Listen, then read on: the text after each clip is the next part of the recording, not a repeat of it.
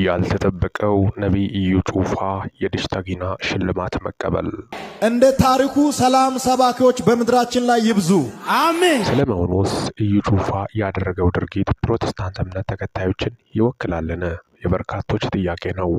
እንደምታወቀው በፕሮቴስታንት አስተምሮ ዘፋኝ መንግስተ ሰማያት እንደማይወርስ ደንግጓል። መጽሐፍ ቅዱስ ላይ የተጠቀሰ ነው። ምንም መሻር መቀየር አይቻልም። ይህ ደግሞ የተገለጸ ነው። ፕሮቴስታንት አብዛኛውን ጊዜም ቢሆን ብቻ ሳይሆን ሁል ጊዜ የፕሮቴስታንት አቋም ዘፋኞችን የእግዚአብሔር መንግስት እንደማይወርሱና ለዘፋኝ ያላት ቦታ ዝግ እንደሆነ ጭምርም ነው። ለዚህም ነው ብዙ የፕሮቴስታንት እምነቶች ከመሬት እየተነሱ ሁሉም የራሱ ሚሽን የራሱ ዶክትሪን እያሉ በጣም በሚያሳዝን ሁኔታ ንግድ ፍቃድ ልክ እንደዛው እያወጡ በጣም በሚያሳዝን ሁኔታ የቸርች ፍቃድ ሳይሆን ንግድ ፍቃድ የሆነበት ጊዜና በጣም አሳዛኝና አሳፋሪ ድርጊት የሆነበት እንደሆነ በርካቶቹ ሀሳባቸውን ሲገልጹ፣ በከፊሉ ደግሞ አይ ንግድ ፍቃድ ሳይሆን ራእይ ያላቸው ባለ ራእይ አገልጋዮች ናቸው በማለትም በርካቶች ሲገልጹም ተስተውሏል። በፊት እንግዲህ ናይጄሪያ ለኢትዮጵያ ስትሳለቅ ነበር። የአፍሪካ የተለያዩ ሀሰተኛ ፓስተሮች ለኢትዮጵያኖች ሲሳለቁ ነበር። ይህ ነገር ግን በሀገራችን ሰርጎ ገብቶ ናይጄሪያውያኖችን በሚያስንቅ ሁኔታ ጭራሽ ዘፋኞችን በመድረክ እያቆሙ መሸላለም እንደተጀመሩ ጭምርም በአደባባይ የወጡት መረጃዎች ያሳያሉ። ታዲያ ይህ እስከ መቼ? በርካታ ቁጥር ያላቸው ምዕመናን አይሰናከሉም ወይ? ኢዩ ጩፋ ብዙ ነገሮች ብዙ ነፍሳትም በመጸለዩ እንደመጡ ይታወቃል። ግን መሰረታቸው በክርስቶስ ላይ ወይስ አይደለም የሚለው ያጠራጥራል በማለት በርካቶችም ይገልጻሉ። ሰይጣንም ታምራት ያደርጋል በነገራችን ላይ በማለትም ኢዩ ጩፋ ከአንድም ሁለቴም ከዚህ በፊት ወደ ጂንካ ባቀናበት ሰዓት ላይ ደሽታጊናን መድረክ ላይ ጠርቶ ዓለም ላይ ቀብቻለሁ ብሏል። ምናልባት የጊዜ ጉዳይ ነው ብለን ዝም ብለን ነበር።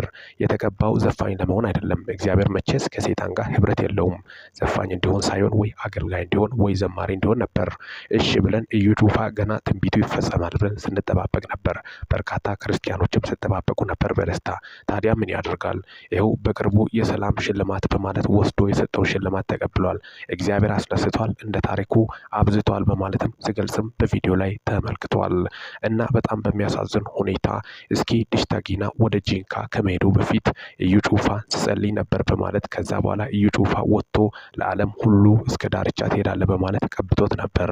በዚህ መልኩ ነበር የገባው በጂንካ በሰዓቱ። ከዛሬ ጀምሮ በአንተ ላይ የእግዚአብሔርን ቅባት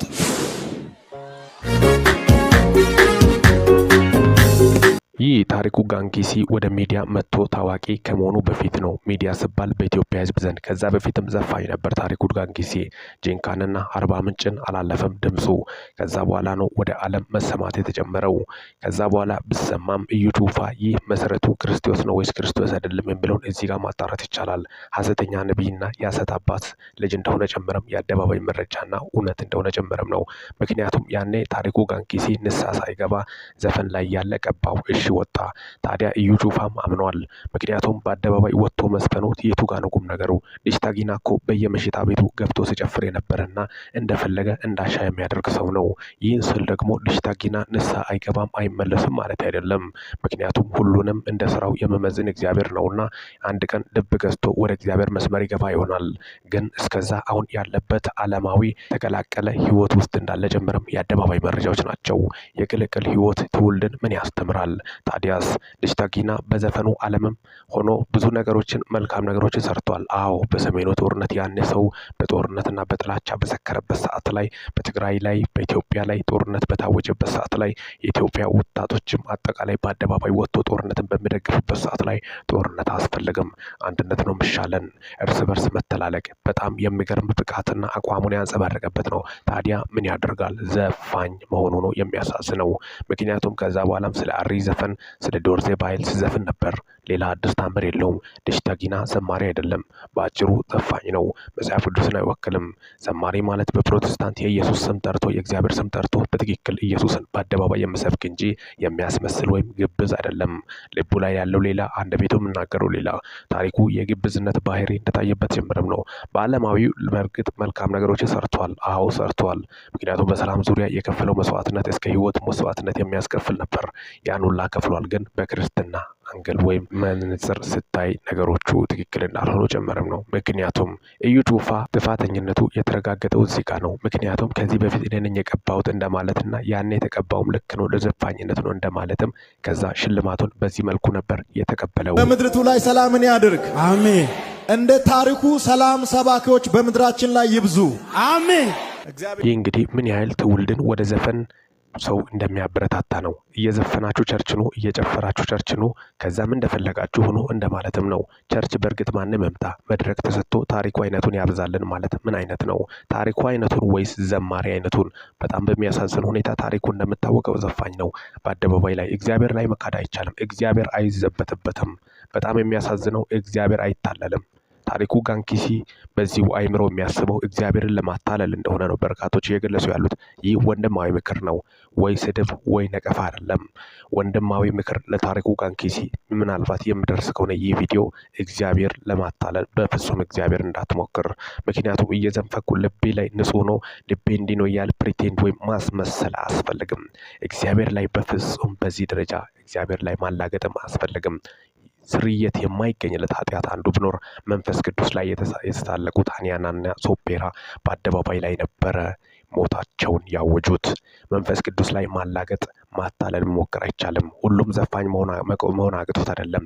የእግዚአብሔር መንግስት ለዘፋኞች ዝግ ናት። ዘፋኝ የእግዚአብሔር መንግስት አይወርስም። ሰውን እያወደስክ ሰውን እየተናገርክ ስለ ሰው ባህል እየጨፈርክ እየዘፈንክ እየገለጽክ ከሆነ ስለ ሰው ባህል የሚታደንቅ ከሆነ ስለ ምድራዊ ነገር የምታደንቅ ከሆነ ወደ ሲኦል የሚይዘው የሚሄድ መንገድ ነው። ስለዚህ ከዛ መንገድ ተመለስ ወንድሜ። ታሪኩ ጋንኪሲ ዲስታጊና አዎ በሰላም ዙሪያ ትልቅ ስራ ሰርታል። በዓለም ዘንድ ምስጋና አግኝታል። በእግዚአብሔር ዘንድ ግን ቦታ ታጣለ። ስለዚህ እግዚአብሔርን ለማታለል አትሞክር። መጽሐፍ ቅዱስ አንብብ፣ መሰረቱን አንብብ። እዩ ጩፋ እዚህ ጋር ሐሰተኛ ስራውን ሐሰተኛ ድርጊት የሰይጣን መልእክተኛ እንደሆነ ጭምርም ነው። ምክንያቱም ብርሃን ከጨለማ ጋር ምንም ህብረት ሊኖረው አይችልም። ከጨለማ የሚመጣ መስዋዕትነት ምንም መቀበል አይችልም። እግዚአብሔር ንጹህ መስዋዕትነት ብቻ ነው የሚፈልገው። እሱ በዘፈን የተሸለመውን ያን ዋንጫ አምጥቶ ቸርች መሸለም የለበትም። ይህ አይቻልም በማለትም ነው በርካቶች ሀሳባቸውን ሲገልጹ የነበሩት። ያኔ ዘፋኝ ነው፣ በዘፋኝነቱ ነው መጣው። ስለዚህ እስከ ዓለም ዳርቻ ትሄዳለህ ብሎ እንደቀባው እዩ ጩፋ አሁንም ሽልማቱን እንደተቀበለ ጭምርም ነው። እንግዲህ እዚህ ጋር የእዩ ጩፋ መሰረት ማየት ይቻላል። የእዩ ጩፋ መሰረት ክርስቶስ ሳይሆን ሐሰተኛው ክርስቶስ እንደሆነ ጭምርም የአደባባይ መረጃዎች ያሳያሉ። ምክንያቱም በዓለም ፍጻሜ ነው ተቃርቧል። የዓለም ፍጻሜም ተቃርቧል። እያንዳንዱ መጽሐፍ ቅዱስን እንዳሻው እየቀለደበትና መጽሐፍ ቅዱስ ላይ የሚያላግጥበት ጊዜ አሁን እንደሆነ ጭምርም እየተስተዋሉ ያሉት ሁኔታዎችን በማስመልከትም ነው። ለእዩ ጩፋም ይሁን ለታሪኩ ጋንኪሲ እግዚአብሔር ልቦና ይስጣቸው። የሚቀበሉትን ምን አይነት መድረክ ላይ ትውልዱ ምን ይማራል የሚለውን ነገር ኃጢአትን ኢንካሬጅ እያደረጉ ወይም እያበረታቱ የሚቀጥሉበት ጊዜ ማብቃት እንዳለበት ጀምረም በርካቶች ሀሳብን በማስመልከትም ሰብሰብ አድርገን ሀሳቦቻቸውን አስተያየታቸውን ይዘን ነው ለእናንተ ይዘንላቸው መጣ ነው። የግል ጸብ ወይም የግል ጥላቻ ሳይሆን በመጽሐፍ ቅዱስ እውነታ ስመዘን ልክ እንዳልሆነ ጀምረም የአደባባይ መረጃዎች ናቸው። እስካሁን ድረስ አብሬያቸው ቆየሁት። ሚኪያስ ነኝ ከሚኪያስ ታቦር። ይህ ትክክለኛ ቻናሌ ነው። ሰብስክራይብ በማድረግ ቤተሰብ የሆኑ ይህንን ቪዲዮ ላይክ፣ ሼር እና ኮመንት በማድረግም ላልሰሙት ከቻላችሁ ለታሪኩ ጋንኪሲና ለእዩ ጩፋ ብታደርሱልን ደስ ይለናል። በወቅታዊና አዳዲስ መረጃዎች እስከምንገናኝ ድረስ በያላችሁበት ዓለም ክፍል ሰላም ቆዩልኝ።